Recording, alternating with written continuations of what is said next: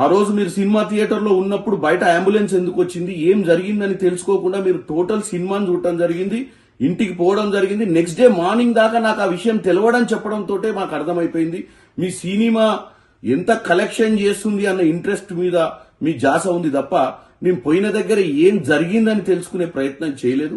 మీరు ఇంకా నేను తర్వాత తెలిసిన తర్వాత పోలీస్ స్టేషన్ కి పోదాము లేకపోతే హాస్పిటల్కి పోదామంటే లీగల్ మ్యాటర్స్ అడ్డొచ్చినాయని చెప్తున్నారు.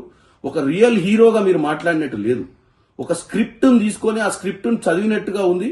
మీరు ఏం సందేశం పంపిద్దాం అనుకుంటున్నారో ప్రజలకు మీకే క్లారిటీ లేకుండా నిన్న మీరు ప్రెస్ మీట్ పెట్టిరు.